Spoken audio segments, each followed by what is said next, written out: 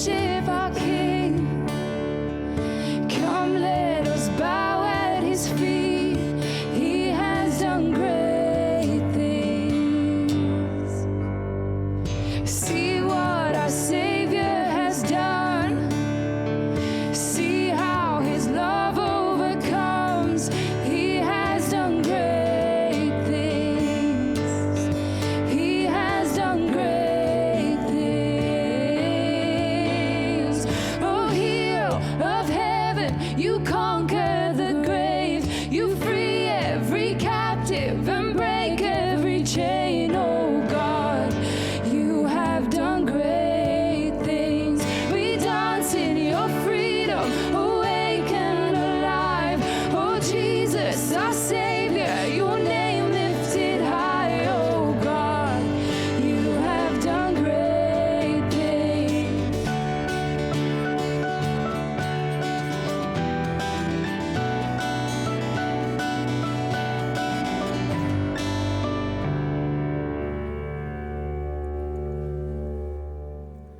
Fl-isem tal-Missier u tal-Iben u tal-Ispiritu Santu. Amen. Il-grazzja ta' Sidna Ġesu Kristu, l-imħabba ta' Alla u l-għaqda tal-Ispiritu Santu tkun magħkom ilkoll. Muti, nirringrazzjaw lil mulej li tagħna opportunità oħra biex ninġabru f'dan il-post fejn flimkien nistgħu nkunu komunità virtwali, komunità anke bil-mezzi tal-komunikazzjoni li huma offruti lilna, imma fl-istess ħin nitolbu lil mulej biex verament ifakkarna li aħna flimkien f'dan il-moment marbutin madwar il-kelma tiegħu. Illum il-Vanġelu se jkun il-Vanġelu ta' Emmaus, tad-dixxipli ta' Emmaus li ikollhom l-opportunità jsiru jafu lil Ġesu permezz tal-kelma tiegħu u fil-qsim tal-ħobs. Eżattament dak li aħna nagħmlu fil-Quddiesa. U allura nitolbu l-mulej li aħna wkoll din tkun opportunità biex nimxu miegħu u nsiru narfu iktar. Fil-bidu tal-Quddiesa ħuti nitolbu maħfra lil mulej għan-nuqqasijiet u d-dnubiet tagħna. Int li nżilt mis-sema biex issalvana, mulej ħniena, mulej ħniena. Int li ħadd il-mewt tas-salib biex tagħti il-ħajja lilna, Kristu ħniena, Kristu ħniena. Int li qomt mill-imwiet u tlajt is-sema biex terġa' tieħodna għand il-Missier, mulej ħniena, mulej ħniena. Iħenna għalina Alla li jista' kollox, jaħfrinna dnubietna u jwassalna għal ħajja ta' dejjem. Amen. Glorja l-Alla fil-għoli tas-smewiet u paċi fl-art lil bnedmin ta' rieda tajba. Infaħruk, inberkuk, nadorawk, natuk ġieħ, inroddulek ħajra l-glorja kbira tiegħek. Mulej Alla, Sultan tas-sema, Alla Missier li tista' kollox. Mulej Iben waħdini Ġesu Kristu. Mulej Alla, ħaruf ta' Alla bejn il-Missier. Int li tneħħid nubiet tad-dinja ħenna lina. Int li tneħħid nubiet tad-dinja il-qajt talb tagħna. Inti li qiegħed fuq il-lemin tal-Missier ħenna lina.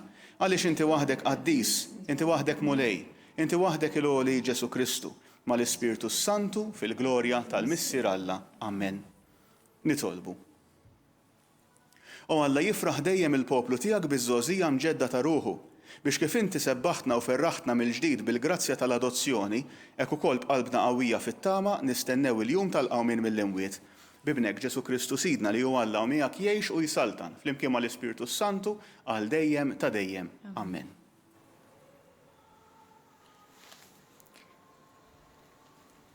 L-ewwel qari mill-ktieb tal-Atti tal-Apostli.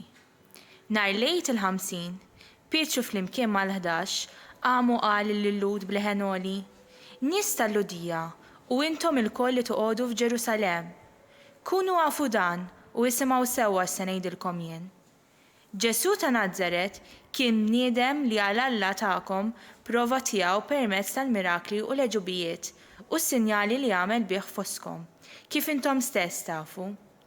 Lil dan Ġesu Alla telaqulkom f'idejkom skont l-erf u l-pjan li fassal minn qabel u intom neħħejtuh billi sallabtuh permezz ta' nies iżjena. Imma Alla qajmu mill-imwiet billi ħall l-irbit tal-mewt għaliex ma setax ikun li l-mewt iżommu taħt is-seta tagħha. Għax David jgħid fuqu: Żammejt lil mulej dejjem qudiemi għax hu fuq il-lemin tiegħi biex qatt ma nitħarrek. Għalhekk ferħet qalbi u mtela blena lsieni u ġismi wkoll jisrieħ fit-tama għax inti ma titlaqx fl-imwiet lil ruħi u ma tħallix il-qaddis tiegħek jara t-taħsir.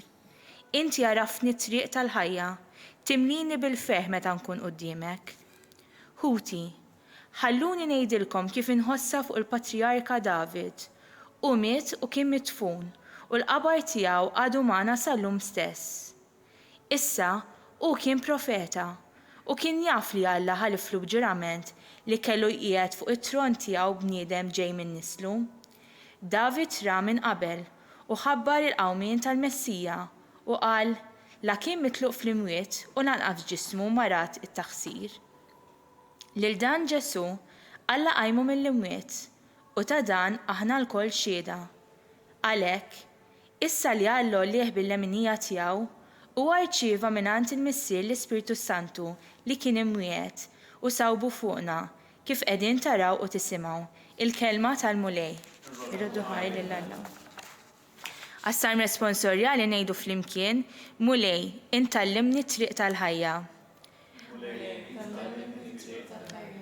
Ħarisni Alla għax fik jien nisken, jien qed lil mulej int Sidi m'għandix ġid ieħor ħliefek, mulej inti s-sem tal-wirt u r-risk tiegħi, inti żżomm f'idejk xortija, ngħidu flimkien mulej intallimni t-triq tal-ħajja. Imbirek lil mulej li tani l-fema, imqar bil-lejl qalbi tallimni, inżomm lil mulej dejjem qudiemi għax bih flemintni qatt ma titħarrek, ngħidu flimkien mulej intallimni t-triq tal-ħajja. Hekk tifraħ qalbi u titenna ruħi u ġismi wkoll jisrieħ fil-kwiet. Għax int ma titlaqnix fl-imwiet, ma tħallix il-maħbub tiegħek jara l-qabar, ngħidu flimkien mulej intallimni t-triq tal-ħajja. Intallimni t-triq tal-ħajja, hemm il-milja tal-ferħ quddiemek, hemm l-għaxqa għal dejjem flemintek, ngħidu flimkien mulej intallimni t-triq tal-ħajja. It-tieni qari mill-ewwel ittra ta' San Pietru Apostlu. Eżis, jekk intom issejħu missier lil dak li bla ma jħares lejn l-uċuħ jagħmel ħaq minn kulħadd skont l-emil ta' kull wieħed, għejxu fil-biża' iż-żmien tal-ħajja li qegħdin tgħaddu f'art barranija.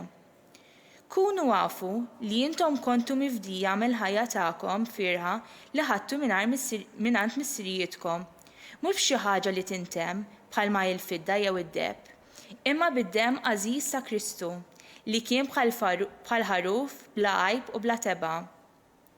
U kien ippredestinat sa minn qabel ma saret id-dinja, imma der fl-aħħar ta' żminijiet minħabba fikom. Bih intom temnu falla li qajmu mill-imwiet u taħ il-glorja. Hekk il-fidi tagħkom hi wkoll tama falla, il-kelma tal-mulej.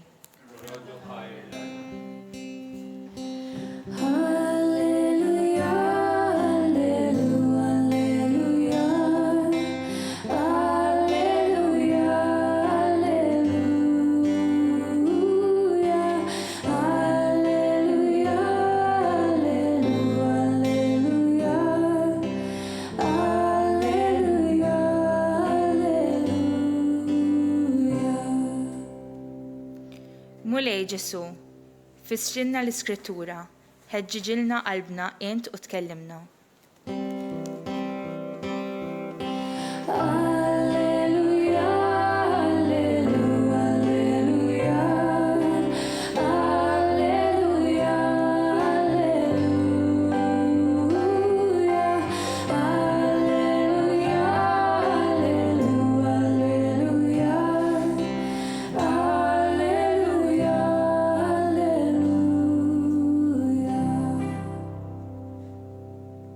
Il-mulej ma'kom miegħek ukoll. Qari mill-Evanġelju skont San Luqa, glorja lilek mulej. Dakinhar stess fl-ewwel jum tal-ġimgħa ġara li tnejn mid-dixxipli kienu sejrin lejn raħal jismu Emmaus, xi 60 stadju bogħod minn Ġerusalemm, jitħattu bejniethom fuq kull ma kien ġara. Huma jitħattu jitkixfu bejniethom, Ġesu innifsu resaq lejhom u baqa' miexi magħhom. Imma għajnejhom kellhom xi jżommhom u ma setgħux jarfuh. U għalilhom x'intom tgħidu bejnietkom, intom u miexja. U huma waqfu bħarsa ta' niket fuq wiċċhom. Imbagħad wieħed minnhom jismu Kleofa wieġeb u qallu: Inti waħdek il-barrani f'Ġerusalemm li ma tafx x'ġara hemmhekk f'dawn il-jiem? X'ġara? Staqsihom Ġesu. Qalulu dak li ġara lil Ġesu ta' Nażaret li kien profeta setan fil-emil u fil-kliem quddiem Alla u quddiem il-poplu tiegħu. quddiem il-poplu kollu. Kif il-qassisin il-kbar u l-kapijiet tagħna tawh f'idejn il-gvernatur biex ikun ikkundannat għal mewt u salbuh. Aħna konna nittamaw li hu kien dak li kellu jifdi lill-Iżrael. Iżda issa fuq kollox ġa għaddew 3 ijiem minn dawn il-ġrajja. Issa wkoll xi ħud minn nisa tagħna ħasduna għax marru kmieni ħdejn il-qabar u l-katavru tiegħu ma sabuhx. Ġew jgħidu wkoll li derulhom xi anġli li qalulhom li hu ħaj. Imbagħad marru ħdejn il-qabar xi ħud minn tagħna u sabu kollox kif kienu qalu n-nisa, imma lilu ma rawhx. Qalulhom Ġesu kemm intom boloħ u tqal biex temnu kull ma qalu l-profeti. U ma kellux il-Messija jbati dan kollu u hekk jidħol fil-glorja tiegħu u beda minn Mosè u l-profeti kollha ifissrilhom kull ma kien hemm fl-Iskrittura fuqu. Meta qorbu lejn ir-raħal fejn kienu sejrin, huwa għamel ta' birruħu li kien se jibqa' sejjer aktar il-bogħod. Iżda huma ġeluh jibqa' magħhom u qalulu ibqa' magħna għax issa sar ħafna ħin u l-jum ġa wasal biex jintemm. Imbagħad daħal biex joqgħod magħhom. U waqt li kien fuq il-mejda magħhom qabad il-ħobs qal il-barka, qasmu u tawulhom. Imbagħad infetħulhom għajnejhom u għarfuh, iżda hu qab minn qudiemhom. U wieħed lil ieħor bdew jgħidu ma kinitx imkebsa qalbna ġewwa fina huwa jkellimna fit-triq u jfissrilna l-Iskrittura. Dak il-ħin stess qamu u reġgħu lura Ġerusalemm. Hemm sabu lil 11 u lil sħabhom miġbura flimkien u dawn qalulhom il-mulej qam tassew u der lil xmun.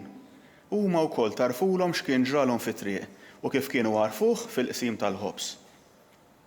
Il-kelma tal-mulej tifħir lilek Kristu.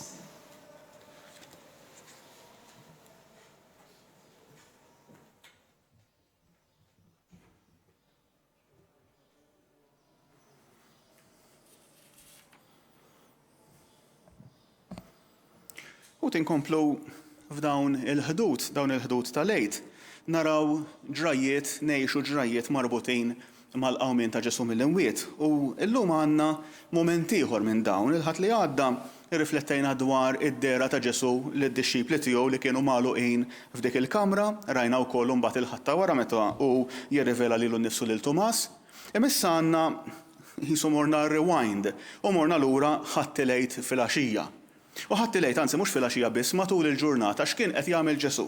U Ġesu dakinhar kien qiegħed jimxi mal-Knisja tiegħu.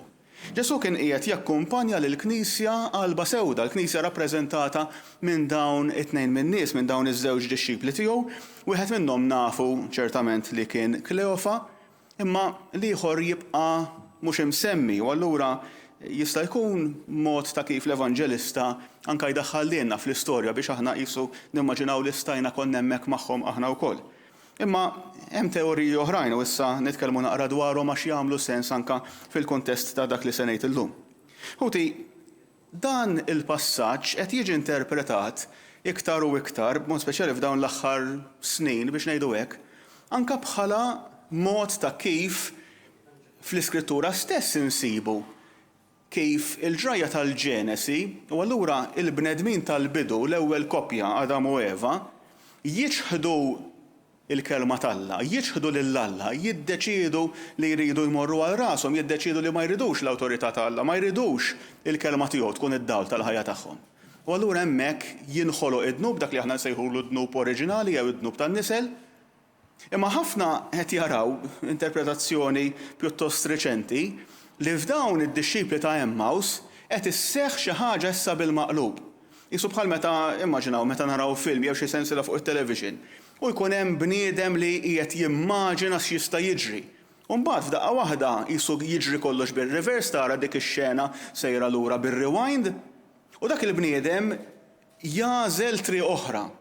Kultant narawha din jiena films ta' science fiction pereżempju jew inkella fejn bniedem qiegħed f'xi ħolma jew f'xi mument ta' konfużjoni u allura qisu qed jgħix realtà alternattiva.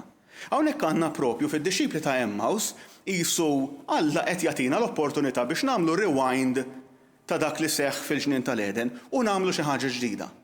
U din l-interpretazzjoni tiġi propju minħabba ħafna elementi jixbħu lil xulxin li nsibu fir-rakkont tal-Eden, tal-ġnien tal-Eden u dak li nsibu f'dan il-Vanġelu ta' Emmaus.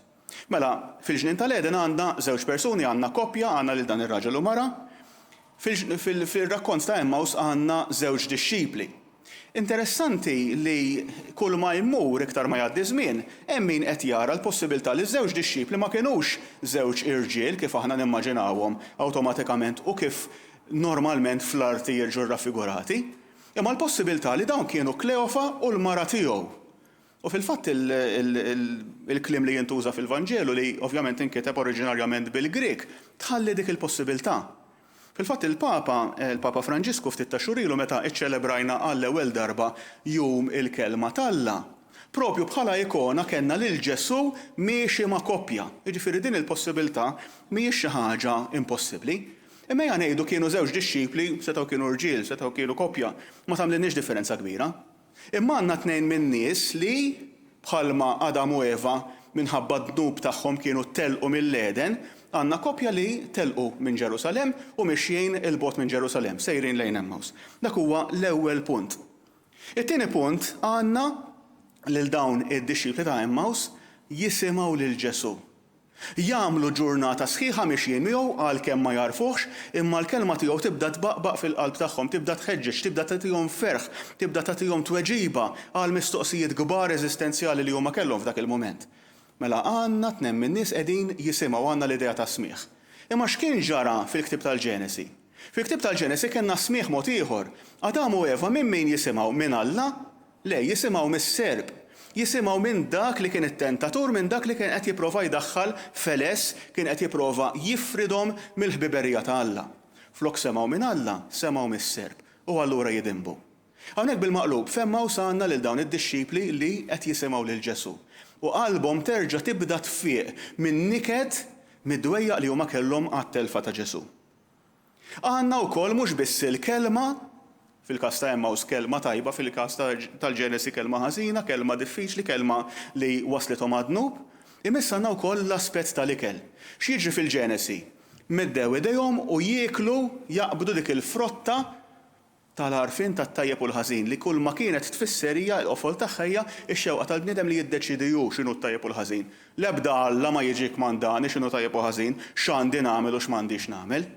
Mela dik il-frotta huma kielu u jgħidlek jinfetħulhom għajnejhom. Hawnhekk mhux id-dixxipli ta' Emmaus imiddu jdejhom biex jieklu, Ġesu jagħtihom jieklu meta jidħol magħhom f'dik id-dar, jaqbad il-ħobs, ibirku, jaqsmu. Interessanti l-aħwa li dawn il-verbi huma kollha marbutin anke mal-Ewkaristija. Insibuhom eżatt fl-istess sensiela ta' kliem anke fl-aħħar ċena. U Ġesu jagħtihom dak il-ħobs u providenzjalment, kont ħanejt kombinazzjoni, ma providenzjalment shame il-mistħija ta' inti ta' dnub li tkun għamilt. Imma darba b'mod pożittiv għajnejhom għajnejn id-dixxipli ta' Emmaus jinfetħulhom għal min għal feddej tagħhom għas-Salvatur. Dak li propju ġie biex jirrikonċilja lil bniedem ma' Alla. Ma issa mhux bħal dixxipli, mhux bħal l-ewwel żewġ bnedmin fil-ġnien tal-Eden f'dik l-istorja li hija biex ngħidu hekk isa template ta' kull dnub. Mhux il-bniedem jiekol biex minn għalih isir aqwa minn Alla, imma l-bniedem jiekol biex jiltaqa' ma' Alla. U allura mbagħad fil-ktieb tal-Ġenesi nsibu lil Adam u Eva li jitkeċċew mill-ġnien tal-Eden, dak il-post li Alla kien provdilhom bħala rigal, bħala post qaddis fejn huma jistgħu jgħixu fil-ħbiberija mal-ħolqien u fil-ħbiberija miegħu, u jitkeċċew minn hemmhekk, imma l-istorja kif tispiċċa tal-istorja ta' Emmaus. Jerġgħu imorru lura lejn Ġerusalem, il-post tal-għaqda ma' Alla, il-post tal-ħbiberija, il-post il-qaddis.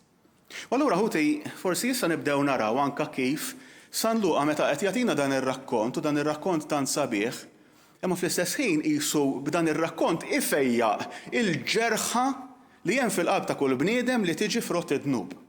Biex ngħidu hekk qisu San Luqa qed jagħtina template, qed jagħtina rakkont ta' kif aħna nistgħu nfiequ mill-ġrajja ta' dnub. U kif nistgħu nfiequ? Bażikament qed jgħidilna li nimxu ma' Ġesu, li narfu li hu jixtieq jimxi magħna. Da żmien nitkellmu ħafna, il-Papa Franġisku li jkollu jtambar fuqha. L-idea tal-Knisja li takkumpanja.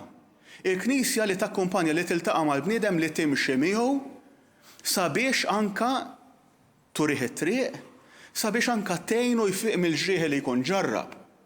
U allura San Luqa qed jippreżentanna il-kelma ta' Ġesu, dik il-kelma tħeġġeġ fil-qalb tad-dixxipli tiegħu, u l-qsim tal-ħobs.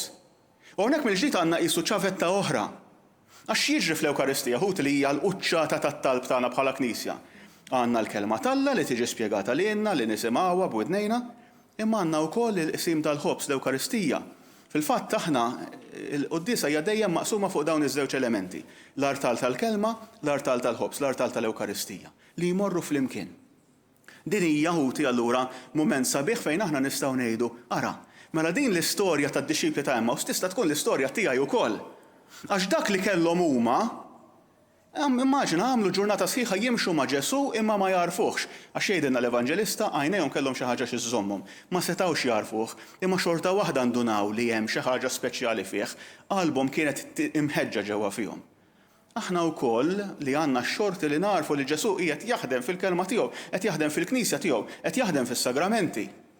Allura aħna wkoll bil-mod il-mod iktar ma nimxu ma' Ġesu f'din it-triq tal-ħajja, minkejja l-esperjenzi ta' qtieħ il-qalb, minkejja l-esperjenzi ta' tbatija, minkejja d-dlam li kultant jiġi fuqna, aħna wkoll jista' jkollna din l-esperjenza gradwali, jiġifieri bil-mod pass wara l-ieħor fejn għajnejna jinfetħulna u narfu iktar lil Ġesu u narfuh fil-kelma tiegħu u narfuh fil-qsim tal-ħobs. Ħuti punt tal-aħħar biex anka dan ir-rakkont dejjem ngħixu iktar jien u intkom flimkien. X'jiġri fl-aħħar, x'jiġri dawn iż-żewġ dixxipli ta' Emmaus, x'qalu ħanibqgħu hawn, x'esperjenza sabiħa kellna ta' Ġesu imma ejjew inżommuha għalina tnejn? Le, propju jgħidilna li dak il-ħin stess telqu u marru jiġru lura lejn Ġerusalemm. Biex dak il-ferħ, biex dik l-esperjenza li huma kellhom tal-qawmien ta' Ġesu mill-imwiet, jerġgħu jaqsmuha ma' sħabhom. Indunaw li Ġerusalem kienu home huma, indunaw li Ġerusalem kellhom ikunu. U jiena żarda ngħid li għarfu lil Ġesu fil-qsim tal-ħobs, jiġifieri għarfu lil Ġesu kellhom lil Ġesu quddiem għajnejhom, u fl-għaġġ tagħhom biex jerġgħu jgħixu l-preżenza ta' Ġesu fejn imorru jfittxuh issa? Fil-Knisja, fil-komunità, fix-xirka, fil-ġemma tal-insara. Fil-fatt aħna nsibu mbagħad ħuti li anke fl-Iskrittura, b'mod speċjali fil-kitba ta' San Pawl jirreferi għal Knisja għalina lkoll bħala il-ġisem mistiku ta' Kristu, aħna l-ġisem tiegħu. Mela l-Knisja ħuti aħna lkoll, aħna mezz ta' kif id-dinja tista' tara lil mulej, tista' tisma' lil mulej, tista' tħoss l-idejn tiegħu ta' kompassjoni, ta' ħniena ta' mħabba ta' fejqan. Dawn id-dixxipli ta' Emmaus ħuti jagħtuna wkoll tagħlima. Aħna jekk Alla jrid bil-mod il-mod jitneħħew ir-restrictions li aħna magħluqin fid-djar tagħna ħabba l-COVID, ħabba l-coronavirus. Imma x'ħeġġa ħajkonna meta jgħaddi kollox biex nerġgħu immorru bġirja lejn il-komunità Nisranija, lejn il-Knisja fejn nistgħu nkunu flimkien. Dik il-preżenza ta' ħutna madwarna li forsi tifrustrana. Nkunu l-Quddiesa, nkunu l-Quddiesa tal-ħadd jew matul il-ġimgħa u daqqa jkollok tarbija tajjat u daqqa jkollok xi ħadd qiegħed jisolħ ħdejk, da żmien iktar u iktar noqogħdu b'seba' għajnejn. Imma x'ħeġġa ħajkonna meta nistgħu noħorġu, meta nistgħu nerġgħu nkunu komunità li mmorru flimkien. Żommu f'moħħkom ħuti il-Papa Franġisku anke qed jenfasizza veru għal grazzja tal-Alla għandna ħafna mezzi u l-Knisja veru intefat biħġara biex tkun preżenti fid-djar tagħna f'dawn il-jiem fuq it-television, bir-radju, bil-mezzi tal-komunikazzjoni soċjali. Imma dik hija parti żgħira. Anzi il-Papa Franġisku propju ftit tal-jimilu qal questa non è chiesa, li din mhijiex il-Knisja, l-Knisja tinbena fuq il-komunità flimkien li tinġabar preżenti għal xulxin. U l-Papa qal għal din ir-realtà li qed ngħixu llum u rużarju u quddies u mumenti oħra ta' talb fuq il-mezzi tax-xandir, dak huma għajnuna, imma x'il-Knisja bħalissa ma tistax tkun il-preżenza tas-soltu tagħha. Allura ħuti ejjew nixxenqu għal dak il-mument meta nistgħu nerġgħu nkunu Knisja flimkien. U jalla dan il-mument ikun għalina wkoll mument fejn nikbru fix-xewqa għall-Ewkaristija, fejn nikbru biex nisimgħu il-kelma tal-Alla spjegata lilna biex ngħixuha dik ir-realtà, biex ngħixu lil Ġesu fil-komunità tad-dixxipli tiegħu. Jalla aħna wkoll ħuti iva. Inġibu eżempju żgħir. Propju l-Papa qed jgħid li dan li qegħdin nagħmlu issa, jiġifieri bil-mezzi tax-xandir, imma qisu bniedem marid ma jistax jiekol normali qed ittieħed drib. Jiena għaddejt minn esperjenzi jekk fil-ħajja tiegħi meta kont l-isptar għal xi ġranet jew xi ġimgħat u ma tkunx tista' tiekol ikollok toqgħod fuq id-drib, imma x'ferħ ta' ġenni kollok biex terġa' tiġi għan-normal ħalli tkun tista' tiekol biċċa laħam jew pizza jew platt ta' ġin, tagħmel differenza kbira. L-istess ħuti ejjew aħna nixxenqu ejjew nużaw dawn il-mezzi ta' talb flimkien imma biex ikonna dejjem xewqa iktar li niltaqgħu mal-mulej fil-knisja tiegħu, fil-proxmu, fil-foqra, f'dawk li għandhom bżonn l-akkumpanjament tagħna, ħalli hemmhekk verament inkunu l-Knisja ħajja ta' Kristu. Ikun infaħħar Ġesu Kristu, dejjem ikun infaħħar.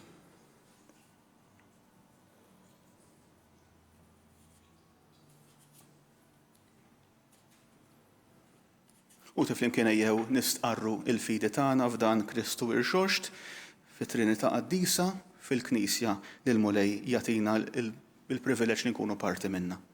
Jiena nemmen f'Alla wieħed il-Missier li jista' kollox, li ħalaq is-sema u l-art, dak kollu li jidher u dak li ma jidhirx.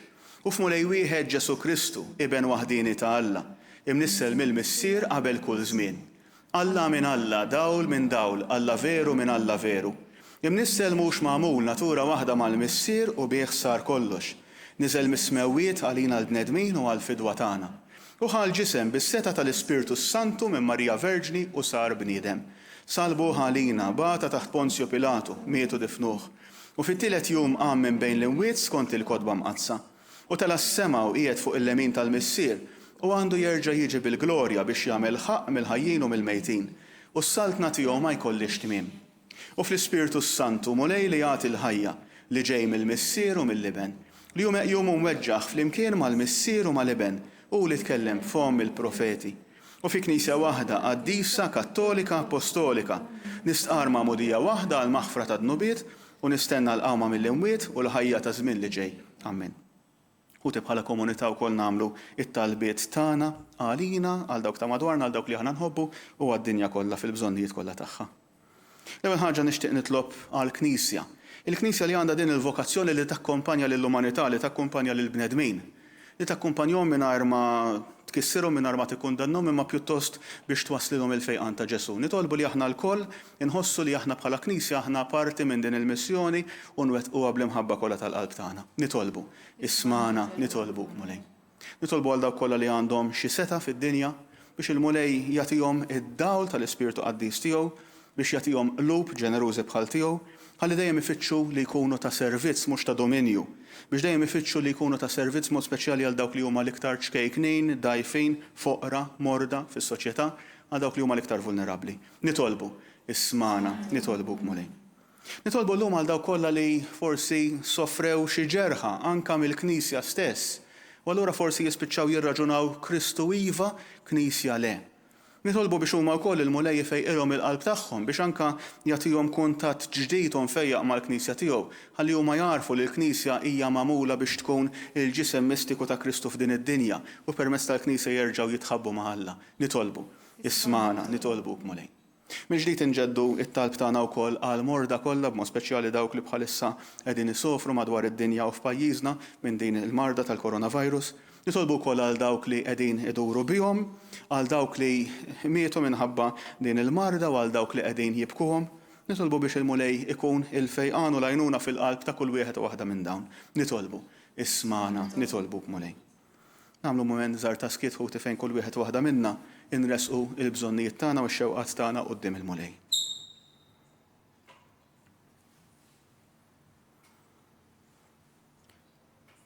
Missier Quddies kontinwament fl-Iskrittura narawk bħala Alla li titaxxaq tkun fil-preżenza tal-bnedmin.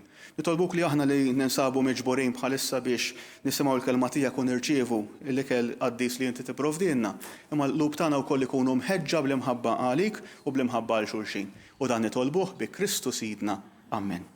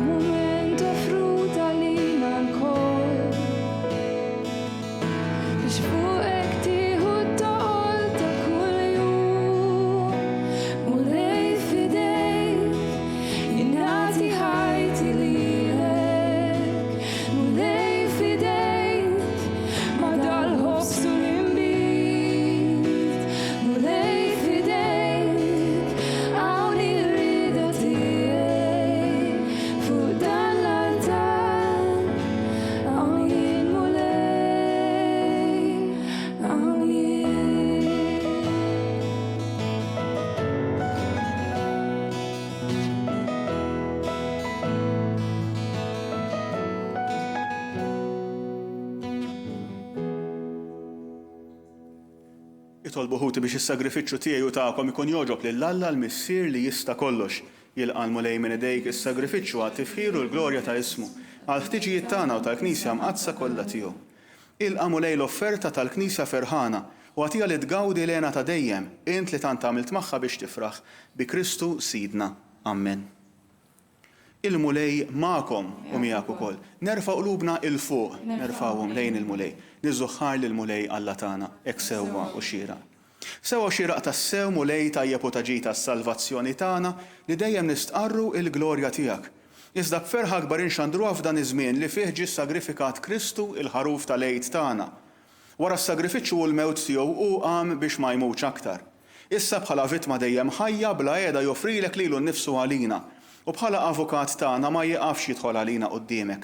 Għalhekk f'dan il-ferħ tal-għid imxerret ma' kull imkien fid-dinja, il-bnedmin kollha jimtlew bilena u l-qawwiet tas-sema mas-setat tal-anġli jinżġulek innu ta' glorja u bla qiegħda itennulek. Qaddis, qaddis, qaddis, mulej Alla tal-eżerċiti, is-smewwiet u l-art mimlija bil-glorja tiegħek.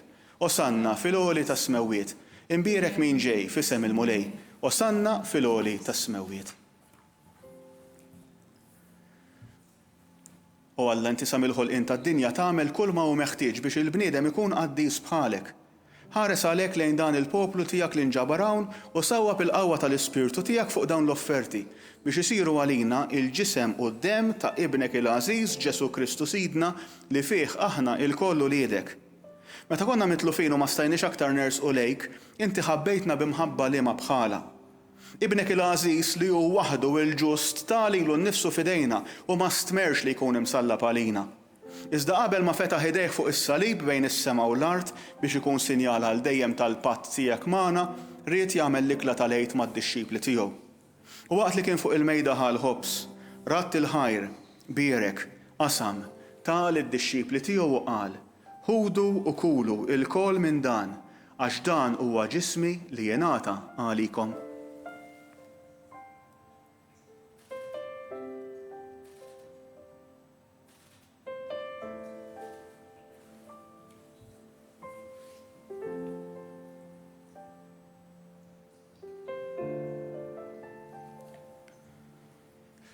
Hekk ukoll wara l-ikla u li kien jaf li se jħabbeb kollox fih bid-demm li kien se jxerret fuq is-salib bħal kalċi mimlin bit, reġa' ratt il-ħajr, taħ lil ħbiebu u qal ħudu u ixorbu minnu l-koll.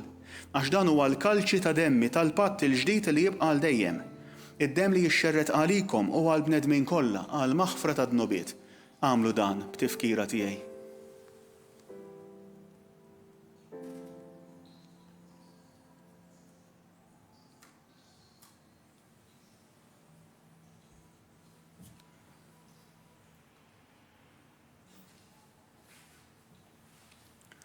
Dan hu il-misteru tal-fidi. Inħabbru l-mewt tiegħek mulej, inxandru bil-ferħ il-qawmien tiegħek, nistennewk sa ma tiġi fil-glorja. Għalhekk aħna nagħmlu t-tifkira ta' Ġesu Kristu li hu l-għid tagħna u slim tas-sewalina u niċċelebraw il-mewt u l-qawmien tiegħu għal ħajja waqt li qegħdin nistennew li huma għażiż tat-tieni miġġa tiegħu, nofrulek o Alla fidilu veru din il-vittma li tikseb għal bnedmin kollha il-grazzja tiegħek. Qom issir l-aktar ħanin fit-tieba tiegħek ħares bħarsa ta' ħniena lejn dawk li qed torbot miegħek għax qed tagħtihom li jissieħbu f'dan is-sagrifiċċju waħdini ta' Kristu. Bil-qawwa tal-Ispirtu Qaddis tiegħek għamel li jingħaqdu f'ġisem wieħed biex fih tintemm kull firda bejniethom. Żommna l-koll fehma waħda u qalb waħda mal-Papa Franġisku, mal-Isqof tagħna Charles, mal-Isqof Joe li qiegħed jgħinu. Enna nħejju l-miġġa ta' saltnatek sa ma tasal is-sija li nidru quddiemek qaddisin fost il-qaddisin tas-sema. Mal-Verġni Mqazza Marija, mal-Arus tagħha San Ġusepp, mal-Apostli, mad-dixxipli ta' Emma u maħutna mejtin li aħna nafdaw għall-ħniena tiegħek. Imbagħad mibdolin f'ħolqien ġdid u meħlusin minn kull taħsir, inkunu nistgħu tassew fiċ-ċokon tagħna inroddulek il-ħajr ta' Kristu ibnek li jgħix għal dejjem. Bi Kristu, ma' Kristu u fi Kristu jingħata lilek Alla missier li tista' kollox. Flimkien mal-Ispirtu Santu, kull ġieħu glorja għal dejjem ta' dejjem. Amen. Ejjew nitolbu ħuti kif għallimna u riedna nagħmlu li ben ta' Alla għas-salvazzjoni tagħna.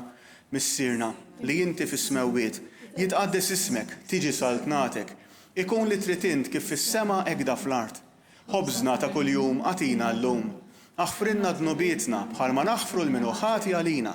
La ddaħħalniex fit-tiġrib, iżda eħlisna mid-deni. Eħlisna nitolbuk mulej minn kull deni. Għatina fit-tieba u l-ħniena tiegħek il-paċi fi żmienna biex inkunu ħilsa dejjem mid-dnub u mħarsa minn kull inkwiet. Aħna nistennew u nittamaw il-għena u l-miġja tas-Salvatur tagħna Ġesu Kristu, għax tiegħek hija s-saltna, il-qawwa, il-glorja għal dejjem. Mulej Ġesu Kristu li qed lill-apostli tiegħek inħallilkom is-slim, nagħtikom is-slim tiegħi. La tħares lejn tnubiet, iżda ħares lejn il-fidi tal-Knisja tiegħek. Għatija slim u laqda li int trid fiha, int li tgħixu s-saltan għal dejjem ta' dejjem. Amen. Il-paċi tal-mulej tkun dejjem magħkom u miegħek ukoll. Għatu l-paċi lil xulxin.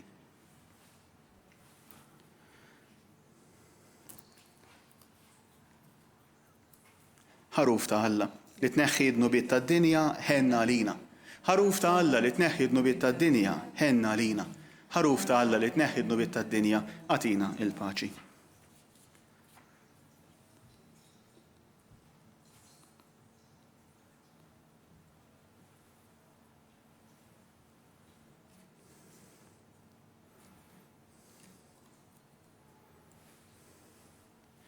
Dan hu l-ħaruf ta' Alla, dan hu li jneħħi d-nubiet tad-dinja. Ħejjin dawk li huma mistiedna għall-ikla tal-ħaruf. Mulej ma jisħoqlix li tidħol taħt is-saqaf tiegħi, iżdejt kelma waħda u ruħi tkun infejqa.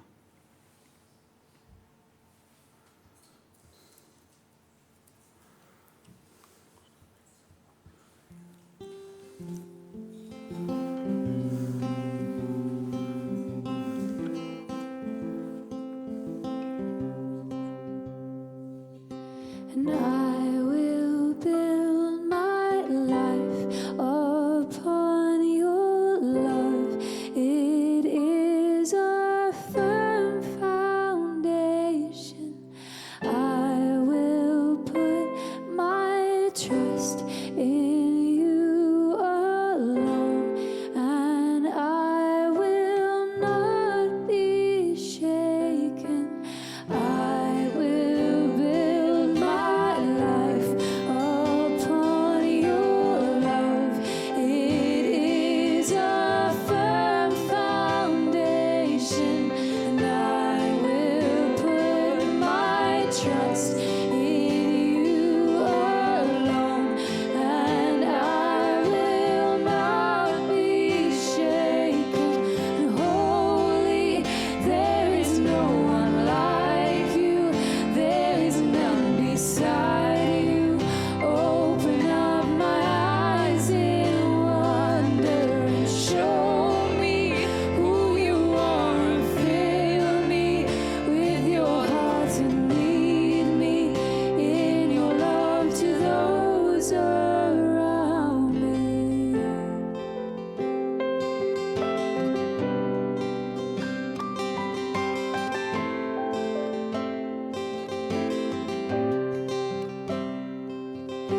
And I will build my life upon your love.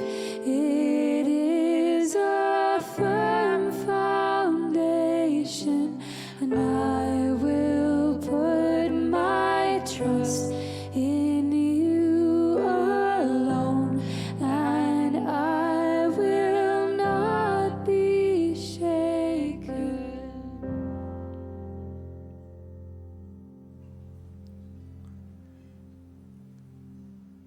Mulej Ġesu, f'dan il-moment nitolbok għal dawk kollha li qegħdin jitolbu magħna bħalissa, dawk li jingħaqdu magħna l din il-Quddiesa. Mulej inti taf ix-xewqa tagħhom li jkunu qrib tiegħek, mulej inti taf li bħalissa aħna imnaqsin mill-kuntatt ma' xulxin u anke imnaqsin mill-possibilità li nirċievu l-Ewkaristija bir-regolarità tas-soltu. U nitolbuk mulej li f'dawn il-jiem xorta waħda inti timxi magħna. Forsi permezz ta' persuni, permezz ta' ċirkustanzi, anke jekk aħna ma narfukx mill-ewwel imma li nkunu nafu li inti miexi magħna mulej.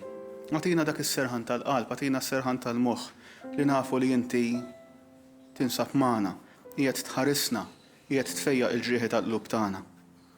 Nitolbuk mulej li anke tagħtina dik il-ħeġġa biex bil-mod il-mod dejjem nikbru fil-ħajja tat-talb. Biex dejjem narfuk iktar fil-kelma tiegħek u meta jkollna x-xorti li nistgħu nerġgħu ninġabru fil-knejjes tagħna infittxuk fl-Ewkaristija. Mhux biss fl-Ewkaristija li aħna nirċievu fit-qarbin imma anke fit-talb. Nitolbuk mulej li anka minn issa stess nibdew nitħeġġu f'din ix-xewqa f'din l-imħabba ħalli il-preżenza tiegħek fil-qlub tagħna u fil-familji tagħna tkun waħda dejjem akbar. Glorja lil Missier u lill-Liben u lill-Ispiritu Santu kif kien il-bidu issa u dejjem jibqa' dejjem ta' dejjem. Amen. Nitolbu. Fit-tiba tiegħek mulej ħares lejn il-poplu tiegħek u bħalma oġbok iġġeddu bil-misteru tal-ħajja ta' dejjem għatiħu kolli jasal fil-qawmin mill-imwiet f'ġisem imsebbaħ bin-nuqqas ta' taħsir bi Kristu Sidna. Amen. U ti anka bħalma milna il-ġimgħa l-oħra għandna avviż ċkejken illum.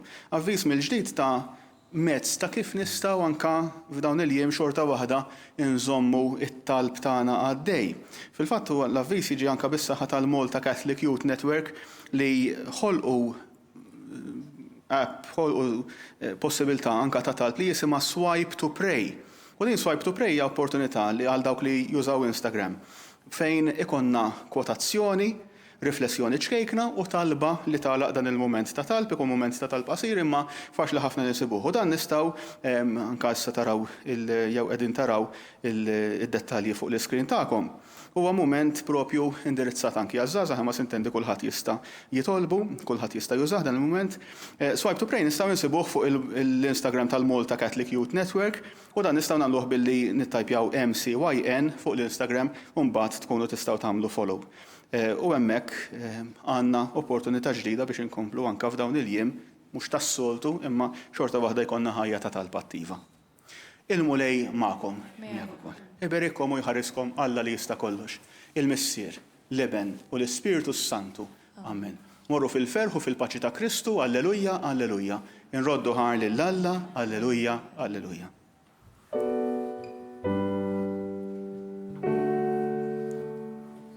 You're not a distant God, not just a legend of old.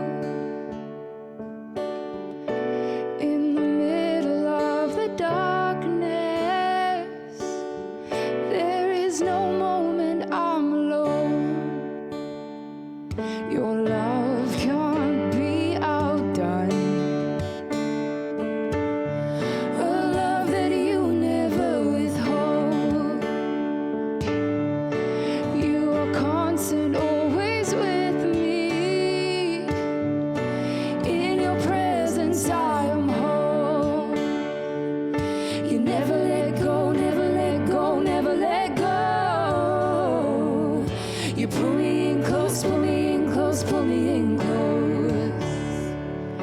Never let go, never let go, never let go.